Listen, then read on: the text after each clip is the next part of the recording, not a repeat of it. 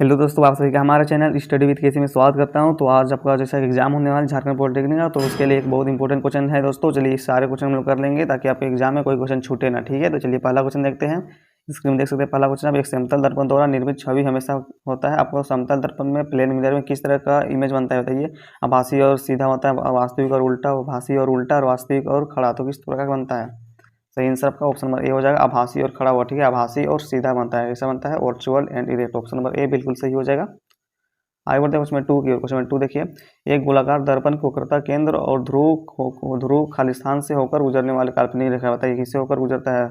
वक्रता केंद्र और ध्रुव किससे होकर गुजरता है? प्रधान केंद्र बिंदु से, प्रधान दूरी से। तो ऑप्शन अब देखिए इंग्लिश में देखिए प्रिंसिपल फोकस, प्रिंसिपल एक्सिस या फोकल लेंथ से या पैरेलल लेंथ से। तो किससे होकर गुजरता है? 102 का सही आंसर कौन सा हो जाएगा? सही आंसर आपका ऑप्शन नंबर 2 हो जाएगा दोस्तों, प्रिंसिपल एक्सिस से। सही आंसर ऑप्शन नंबर बी हो जाएगा। आगे बढ़ते क्वेश्चन नंबर 3 देखिए, अवतल दर्पण से परावर्तन के बाद मुख्य अक्ष के समांतर एक किरण खालिस्तान से होकर गुजरती है। किससे होकर गुजरती है? प्रिंसिपल फोकस से, प्रिंसिपल एक्सिस से, या रेडियस ऑफ कर्वेचर से, या सेंटर ऑफ कर्वेचर से। तो 103 का कौन सा हो जाएगा? तो सही आंसर आपका ऑप्शन नंबर ए हो जाएगा, प्रिंसिपल फोकस। ठीक है, सही आंसर ऑप्शन नंबर ए हो जाएगा, प्रिंसिपल फोकस हो जाएगा, प्रधान केंद्र बिंदु। ऑप्शन नंबर ए बिल्कुल सही हो जाएगा। आगे बढ़ते क्वेश्चन नंबर 4 देखिए, एक वस्तु को अनंतता में रखा जाता है तो उत्तल दर्पण द्वारा निर्मित छवि का आकार होगा। देखिए जब एक वस्तु का अनंत में रखिएगा तो उत्तल दर्पण में किस तरह का प्रतिबिंब बनेगा बताना है। उसका आकार किस तरह का रहेगा? तो बिंदु का आकार रहेगा, या बढ़ा हुआ रहेगा, या विशाल रहेगा, या समारूप रहेगा। तो कैसा आकार रहेगा? तो बिंदु का आकार रहेगा। ठीक है, पॉइंट साइज रहेगा। सही आंसर ऑप्शन नंबर ए हो जाएगा, बिंदु का आकार हो जाएगा, पॉइंट साइज। आगे बढ़ते क्वेश्चन नंबर 5 देखिए, दंत चिकित्सक द्वारा रोगियों के दांतों की बड़ी छवियों को देखने के लिए उपयोग किया जाने वाला दर्पण कौन सा बताइए। दंत चिकित्सक जो दांत के जो डॉक्टर रहते हैं वो रोगियों के दांत को देखने के लिए कौन सा दर्पण का प्रयोग करते हैं बताइए। कॉनकेव का, या कन्वेक्स का, या प्लेन मिरर का, या प्लेनो कन्वेक्स मिरर, कौन सा मिरर करते हैं? तो 105 का सही आंसर कौन सा हो जाएगा? सही आंसर आपका ऑप्शन नंबर ए हो जाएगा, कॉनकेव हो जाएगा। ठीक है, अवतल दर्पण हो जाएगा। ऑप्शन नंबर ए अवतल दर्पण हो जाएगा। अवतल दर्पण होगा, इंग्लिश हिंदी में थोड़ा सा गलत टाइपिंग दिया है, अवतल दर्पण होगा। ठीक है, सही आंसर ऑप्शन नंबर ए हो जाएगा। आगे बढ़ते क्वेश्चन 106 देखिए, दिए गए माध्यम युग्मकों के लिए आवर्तन अपवर्तन कोण के से जया अपवर्तन कोण से जया का अनुपात है। इस सिद्धांत को क्या कहते हैं? आप इंग्लिश में देख सकते हैं, आपको हिंदी समझ नहीं आया तो इंग्लिश में देख सकते हैं। ठीक है, the ratio of sine of angle of incident of the sine of angle of reflection in a constant for given pair of media, this law is known. इस लॉ को हम लोग किसको क्या बोलते हैं बताइए, कौन सा लॉ है? तो 106 का सही आंसर कौन सा हो जाएगा? इसको हम लोग स्नेल लॉ बोलते हैं। ठीक है, सही आंसर ऑप्शन नंबर बी हो जाएगा, स्नेल लॉ हो जाएगा। आगे बढ़ते क्वेश्चन नंबर 107 देखिए, निम्नलिखित में से किसका अपवर्तन सबसे अधिक है? बर्फ का, कार्बन का, हीरा का, या मणि का? सबसे अधिक क्वेश्चन कराया हुआ है, सबसे अधिक अपवर्तन किसका है? देखो 7 का सही आंसर ऑप्शन नंबर सी हो जाएगा, हीरा का। सबसे अधिक हीरा का। ठीक है, और सबसे कम किसका है? सबसे कम वायु का। आप लोग ध्यान दीजिए, सबसे कम वायु का है और सबसे ज़्यादा किसका है? हीरा का है। आगे बढ़ते क्वेश्चन नंबर 108 देखिए, एक गोलाकार लेंस की वृत्ताकार रूपरेखा खालिस्तान के प्रभाव को व्यास को कहा जाता है बताइए। छिद्र को, दृष्टि केंद्र को, ध्रुव को, या प्रधान केंद्र बिंदु को। 108 का कौन सा हो जाएगा? सही आंसर आपका ऑप्शन नंबर ए हो जाएगा, छिद्र कहते हैं। 101 का 108 का ऑप्शन नंबर ए बिल्कुल सही हो जाएगा। आगे बढ़ते क्वेश्चन 109 देखिए, समतल दर्पण की फोकस लंबाई क्या होती है? ये क्वेश्चन भी कराया हुआ है, समतल दर्पण की फोकस कितना होता है? तो अनंत होता है। सही आंसर ऑप्शन नंबर सी हो जाएगा, 109 का ऑप्शन नंबर सी हो जाएगा। आगे बढ़ते हैं क्वेश्चन नंबर 110 देखिए, लेंस की शक्ति की एसआई क्या है? लेंस की शक्ति की एसआई क्या है? मीटर है, डायोप्टर है, सेंटीमीटर है, हिस्टोरियन है। तो 110 का कौन सा हो जाएगा? सही आंसर आपका ऑप्शन नंबर बी हो जाएगा। ठीक है, डायोप्टर। लेंस की शक्ति की एसआई मात्रा क्या है? डायोप्टर। ऑप्शन नंबर बी बिल्कुल सही हो जाएगा।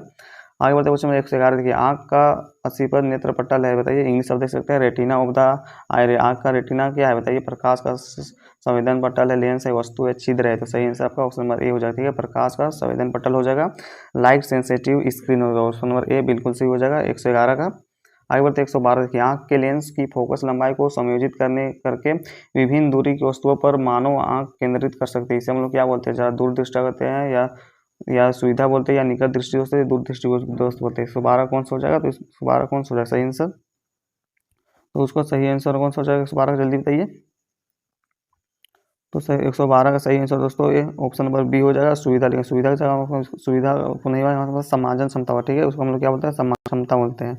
ऑप्शन नंबर बी वो बिल्कुल सही हो जाएगा, ऑप्शन नंबर बी हो जाएगा, समाजन क्षमता। आगे बढ़ते 113 देखिए, आँख के लेंस की फोकस लंबाई में परिवर्तन किसके क्रिया के कारण होता है, किसके क्रिया के कारण हम लोग परिवर्तन कर सकते हैं आँख के जो लंबाई में, ठीक है, फोकस लंबाई में। तो पुतली के शिफ्ट या सीलिया मांसपेशी का या इरिस का। तो 113 कौन सा हो जाएगा, सही आंसर आपका ऑप्शन नंबर सी हो जाएगा, ठीक है, सिलसियरी मांसपेशी, ऑप्शन नंबर सी बिल्कुल सही हो जाएगा 113 का। आगे बढ़ते 114 देखिए, उम्र बढ़ने के साथ आँख के सुविधा की शक्ति कम हो जाती है, इस स्थिति को हम लोग क्या बोलते हैं, निकट दृष्टि दोष बोलते हैं, ज़रा दूर दृष्टि दोष बोलते हैं, या दीर्घ दृष्टि बोलते हैं, या दृष्टि वैसे बोलते हैं। सही आंसर आपका 114 का कौन सा हो जाएगा, सही आंसर ऑप्शन नंबर बी हो जाएगा, उसको हम लोग ज़्यादा दूर दृष्टा दोष बोलते हैं, ऑप्शन नंबर बी बिल्कुल सही हो जाएगा। आगे बढ़ते क्वेश्चन नंबर 115, जब सफ़ेद प्रकाश का प्रकीर्णन होता है तब निम्न में से कौन सा रंग सबसे ज़्यादा झुकता है, सबसे ज़्यादा झुकता है यानी कि सबसे ज़्यादा कम कौन सा रंग होता है। तो देखिए सबसे ज़्यादा रंग कौन सा हो जाएगा, ABCD, सबसे ज़्यादा कौन सा होता है, बैगनी होता है, ठीक है, लेकिन आपको बैगनी देखने को नहीं मिल रहा ऑप्शन में, सबसे ज़्यादा बैगनी झुकता है, सबसे कम बैगनी होता है, ठीक है, सबसे कम बैगनी होता है। तो सब आपको ऑप्शन में देखने को नहीं मिल रहा है, तो बैगनी के बाद कौन होता है ना, बैगनी के बाद नीला होता है, ठीक है, बैगनी के बाद नीला होता है, तो आपको ऑप्शन में नीला देखने को मिल रहा है, तो सही आंसर आपका ऑप्शन नंबर ए हो जाएगा, नीला हो जाएगा, इंडिगो हो जाएगा, ठीक है। आगे बढ़ता है क्वेश्चन नंबर 116 देखिए, तारे के टिमटिमाने के कारण क्या है, क्लास 10 पढ़े हैं, तारे का टिमटिमाने के कारण क्या है, तो किसके कारण तारे टिमटिमाते हैं, 116 का कौन सा हो जाएगा, तो सही नंबर आपका ऑप्शन नंबर ए हो जाएगा, ठीक है, वायुमंडलीय अपवर्तन के कारण तारे का टिमटिमाने के कारण, ठीक है, वायुमंडलीय अपवर्तन, ऑप्शन नंबर ए बिल्कुल सही हो जाएगा 116 का। 117 देखिए, कोलॉइड कणों द्वारा प्रकाश का विकिरण खालिस्तान है, थर्मल प्रभाव है, बाल्बिन प्रभाव है, रामन प्रभाव है, टेंटल प्रभाव है। तो 117 का सही आंसर ऑप्शन नंबर डी हो जाएगा, ठीक है, टेंटल प्रभाव हो जाएगा। आगे बढ़ते 118, आकाश का नीला रंग और सूर्योदय और सूर्यास्त के समय सूर्य के लाल रंग दिखाई देने का कारण क्या है, 118 का क्या कारण है, तो 118 का सही आंसर ऑप्शन नंबर ए हो जाएगा, ठीक है, प्रकाश का विकिरण कारण, सही आंसर ऑप्शन नंबर ए हो जाएगा, प्रकाश के विकिरण के कारण होगा स्कैटरिंग ऑफ लाइट, सही आंसर ऑप्शन नंबर ए हो जाएगा। आगे बढ़ते क्वेश्चन नंबर 19 देखिए, 1 एम्पीयर विद्युत धारा है, 1 एम्पीयर विद्युत धारा में कितना होता है, बताइए 119 का सही आंसर कौन सा हो जाएगा, सही आंसर आपका 1 एम्पीयर में कितना होता है, 1 कूलम बटा 1 सेकंड होता है, ऑप्शन नंबर ए बिल्कुल सही हो जाएगा। आगे बढ़ते 120 देखिए, दो बिंदुओं के बीच विभवांतर के बराबर होता है, कोई भी दो बिंदुओं के बीच विभवांतर के बराबर क्या होता है, बताइए 120 का सही आंसर कौन सा हो जाएगा, तो कितना होता है, दो बिंदुओं के विभवांतर बराबर क्या किया गया कार्य बटा पूरा प्रभाव होता है, पूरा चार्ज होता है, ठीक है, वर्क डन बाय चार्ज होता है, सही आंसर ऑप्शन नंबर ए हो जाएगा, ऑप्शन नंबर ए बिल्कुल सही हो जाएगा। आगे बताइए 121 देखिए, विभवांतर की एसआई इकाई क्या है, विभवांतर की एसआई इकाई बताना है, 121 का कौन सा हो जाएगा, सही आंसर आपका ऑप्शन नंबर बी हो जाएगा, वोल्ट होता है विभवांतर का, एसआई इकाई कितना वोल्ट होता है, ठीक है, SI unit of potential difference कितना होता है, वोल्ट होता है। आगे बढ़ते 122 देखिए, 1 ओम के बराबर होता है, 1 ओम के बराबर कितना होता है, option A B C D कौन सा हो जाएगा सही 122 का, तो सही आंसर आपका ऑप्शन नंबर सी हो जाएगा, 1 वोल्ट बता कितना होता है, 1 एम्पियर, ऑप्शन नंबर सी बिल्कुल सही हो जाएगा, 1 वोल्ट बाय 1 एम्पियर। आगे बढ़ते क्वेश्चन 123 देखिए, यदि धातु के तार की लंबाई को दोगुनी कर दिए जाए तो तार का प्रतिरोध क्या होगा, अगर धातु के तार का लंबाई को दोगुनी कर जाएगा तो तार का जो प्रतिरोध है दोस्तों वो भी दुगुना हो जाएगा, ठीक है, सही आंसर का ऑप्शन नंबर बी हो जाएगा, दुगुना हो जाएगा होता है। आगे बताओ 124 देखिए, प्रतिरोधकता का एसआई इकाई प्रतिरोधकता तो एसआई इकाई क्या है, तो ओम मीटर है, सही आंसर ऑप्शन नंबर ए हो जाएगा, ओम मीटर, 124 का ए हो जाएगा। आगे बढ़ते 125, जब प्रतिरोध को श्रृंखला में जोड़ा जाता है तब क्या होता है, 125 का कौन सा हो जाएगा, ए बी सी और डी, तो क्या होता है, प्रत्येक प्रतिरोध की विद्युत धारा परिपथ की विद्युत धारा के समान होती है, ठीक है, ऑप्शन नंबर ए बिल्कुल सही हो जाएगा 125 का। आगे बढ़ते 126 देखिए, जब प्रतिरोध R1 और R2 को समांतर जोड़ा जाता है तो समांतर संयोजन का समतुल्य क्या होता है, समांतर जोड़िएगा दोस्तों, समांतर कैसा होता है, R इक्वल टू क्या होता है, 1/R1 होता है प्लस 1/R2 होता है, इसको आप सोल्यूशन कीजिएगा तो सही आंसर आपका कौन सा हो जाएगा, ऑप्शन नंबर डी आ जाएगा, ठीक है, तो सही आंसर का ऑप्शन नंबर डी हो जाएगा, इस तरह से ऑप्शन नंबर डी बिल्कुल सही हो जाएगा 126 का। आगे बढ़ते हम 127 पढ़ेंगे, जॉल के ऊष्मा के सिद्धांत के अनुसार विद्युत धारा के कारण निर्मित ऊष्मा खालिस्तान के द्वारा ली जाती है, किसके द्वारा ली जाती है, तो 127 सही आंसर का है, ऑप्शन नंबर ए हो जाएगा, ऑप्शन नंबर ए बिल्कुल सही हो जाएगा 127 का, ठीक है। आगे बढ़ते क्वेश्चन 128 देखिए, 1 वाट विद्युत शक्ति खालिस्तान के बराबर है, 1 वाट विद्युत शक्ति किसके बराबर है बताना है, तो कौन सा हो जाएगा सही आंसर, ऑप्शन नंबर ए हो जाएगा, 128 का भी ऑप्शन नंबर ए हो जाएगा। आगे बढ़ते 129 देखते हैं, जल्दी जल्दी आपको मैं क्वेश्चन करा रहा हूँ दोस्तों क्योंकि ज़्यादा समय नहीं है। 129 देखिए, विद्युत ऊर्जा की व्यवसाय की क्या है, विद्युत ऊर्जा की व्यवसाय की ये क्वेश्चन में कराया था, सही आंसर का ऑप्शन नंबर ए हो जाएगा, ठीक है, किलोवाट घंटा हो जाएगा, ऑप्शन नंबर ए हो जाएगा 129 का। आगे बढ़ते 130 देखिए, तार की प्रतिरोधकता किस पर होता है, सही आंसर आपका कौन सा हो जाएगा 130 का, तो क्या होगा उसको उल्टा होता है, ठीक है, तो आप देख सकते हैं आपका ऑप्शन में दिया गया है, उसके अनुप्रस्थ काट क्षेत्रफल के व्युत्क्रम अनुपाती होती है, ऑप्शन नंबर बी आपका बिल्कुल सही हो जाएगा 130 का, ऑप्शन नंबर बी हो जाएगा। आगे बढ़ते 131 देखिए, ब्रेड टोस्टर और विद्युत इस्त्री जैसे विद्युत गर्मी के उपकरण के संवहन शुद्ध धातुओं के बीच बजाय मिश्र धातु द्वारा बनाए जाते हैं, क्योंकि ये क्या होते हैं बताइए, 131 का कौन हो जाएगा, तो सही आंसर क्या हो जाएगा, तो उसका प्रतिरोध अधिक होता है, ठीक है, सही आंसर का ऑप्शन नंबर बी हो जाएगा, क्योंकि मिश्र धातुओं के प्रतिरोधकता अधिक होती है, ऑप्शन नंबर बी बिल्कुल सही हो जाएगा 131 का। आगे बढ़ते 132, एक क्षैतिज विद्युत शक्ति तार के माध्यम से एक धारा पूर्व से पश्चिम दिशा में प्रवाहित हो जाती होती है। विद्युत शक्ति तार के सीधे नीचे की विद्युत पर चुंबकीय क्षेत्र की दिशा होती है। चुंबकीय क्षेत्र की दिशा कैसे होती है बताइए। 132 का कौन सा हो जाएगा, किस दिशा में होता है, तो कैसे होता है, नॉर्थ से लेकर साउथ होता है। ठीक है, सही आंसर ऑप्शन नंबर ए हो जाएगा, उत्तर से लेकर दक्षिण। सही आंसर ऑप्शन नंबर ए हो जाएगा।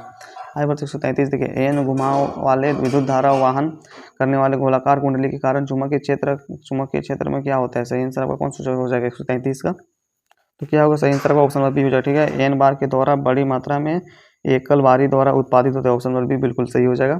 आगे बढ़ते हैं क्वेश्चन 134 देखिए, परिनालिका के अंदर उत्पादित मौजूद चुंबकीय क्षेत्र का उपयोग कुंडल के अंदर रखे गए चुंबकीय सामग्री जैसे नरम लोहे के टुकड़े को चुंबकित करने के लिए किया जाता है।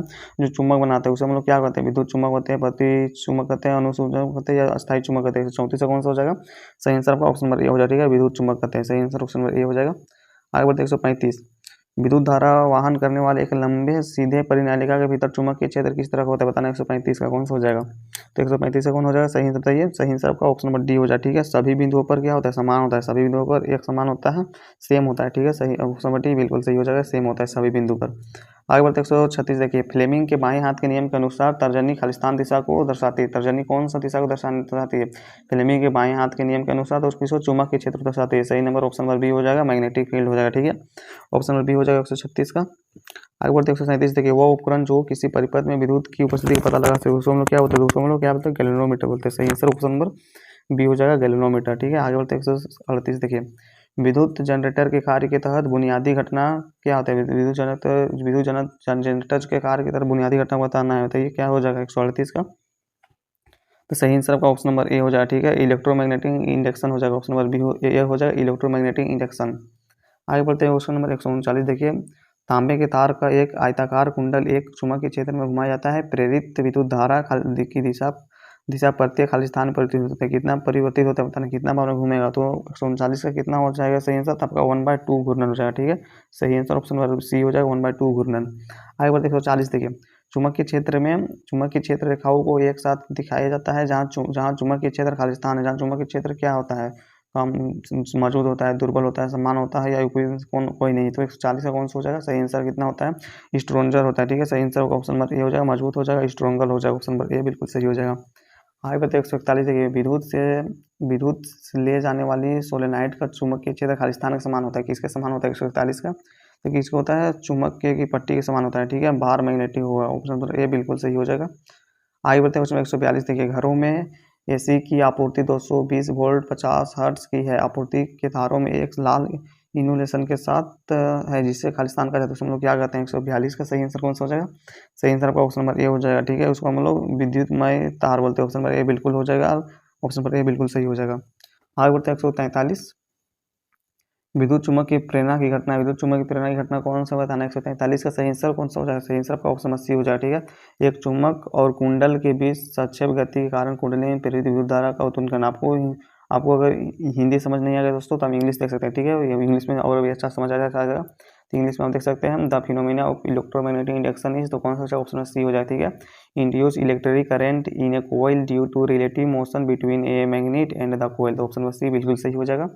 आगे बढ़ते क्वेश्चन नंबर 144 देखिए, लघु परिपथ यानी कि शॉर्ट सर्किट के समय परिपथ में बिजली का जो विद्युत है वो क्या होता है। जब शॉर्ट सर्किट होता है तो बिजली परिपथ में जो विद्युत का मान क्या होगा, घट जाता है, बढ़ जाता है, या वही रहता है, सेम रहता है, क्या होगा 144 का सही आंसर का ऑप्शन नंबर सी हो जाए। ठीक है, बहुत ज़्यादा बढ़ जाता है, अत्यधिक बढ़ता है, सही आंसर ऑप्शन नंबर सी हो जाएगा।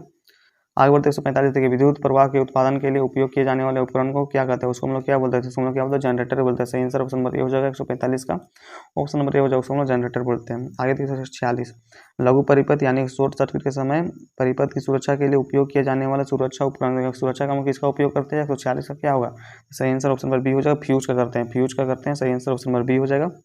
आगे बढ़ते हैं 147, विद्युत धारा की दिशा ली जाती है, विद्युत धारा की दिशा किससे ली जाती है, सही आंसर 147 कौन सा हो जाएगा, सही आंसर ऑप्शन नंबर बी हो जाएगा। इलेक्ट्रॉन की प्रवाह की दिशा के विपरीत होता है, उल्टा होता है। ठीक है, सही आंसर ऑप्शन नंबर बी हो जाएगा।